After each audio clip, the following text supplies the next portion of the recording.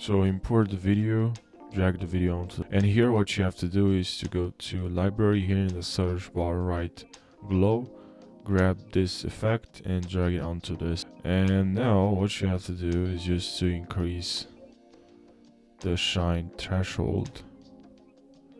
Okay, you can increase or decrease shine threshold, and the ratio can do it this way. Okay, and then